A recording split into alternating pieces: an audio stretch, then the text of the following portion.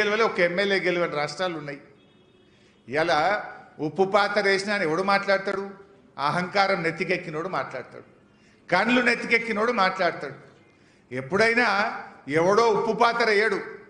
ఎవరికైతే అధికారం మదం కళ్ళకు నెత్తికెక్కుతాయో, అధికార మదంతో ఎవడైతే మాట్లాడుతున్నాడో, అహంకారం ఎవరికైతే నెత్తికెక్కిందో ప్రజలు వాళ్ళకు ఉప్పు పాత్ర వేస్తారు. మిస్టర్ రేవంత్ రెడ్డి, ఇవాళ నీకు అధికారం మదంతో మాట్లాడుతున్నావు, అహంకారంతో మాట్లాడుతున్నావు, తప్పకుండా ప్రజలు నీకు ఉప్పు పాత్ర వేస్తారు.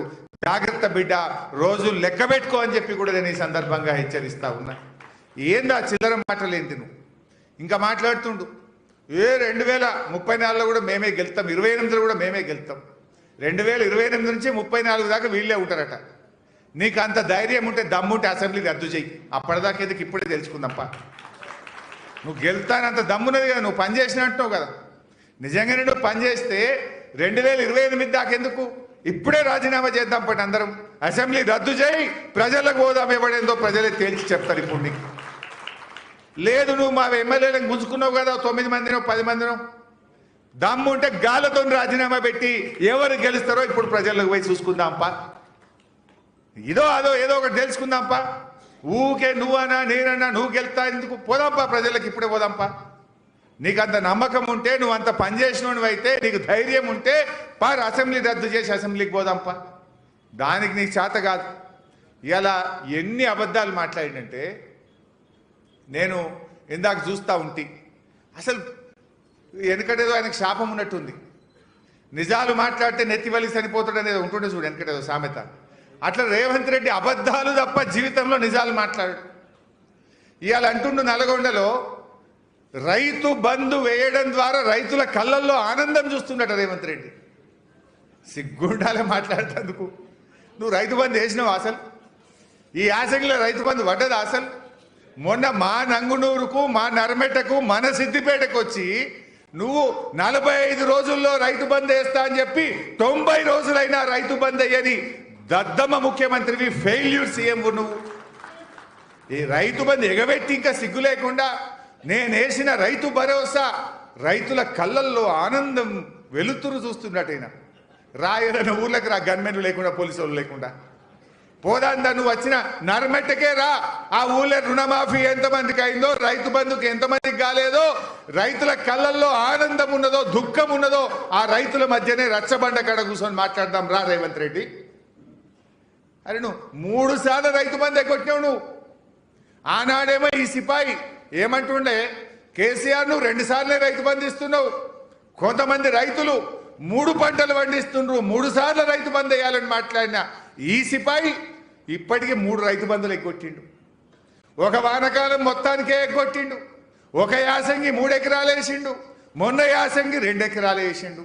మొత్తం లెక్క తీస్తే ఈ రేవంత్ రెడ్డి రైతు బంధు మీద పడ్డ బాకీ 29,000 కోట్ల రూపాయలు ఇలా రాష్ట్ర రైతులకు బాకీ పడ్డవు నువ్వు. 29,000 కోట్ల రైతు బంధు ఎగ్గొట్టి ఇంకా సిగ్గు లేకుండా నల్లగొండలో నేను వేసిన రైతు భరోసాతో రైతు కళ్ళల్లో ఆనందమట. నువ్వు రైతు బంధు ఎగ్గొట్టినోని ఇంకా సిగ్గు లేకుండా నేనేందో రైతు బంధు వేసినా దానికి ఆనందం వచ్చింది అని మాట్లాడుతున్నాడు. మాట్లాడదామా? ఏడ మాట్లాడదాం? అసెంబ్లీలో మాట్లాడదామా? పెట్టు అసెంబ్లీలో. దమ్ముంటే చర్చ పెట్టు అసెంబ్లీలో. రైతు బంధు వేసినవా, ఎగ్గొట్టినవా, ఏ పంటకి ఎంత ఎగ్గొట్టినవో నేను చెప్పనీకి సిద్ధమున్నా.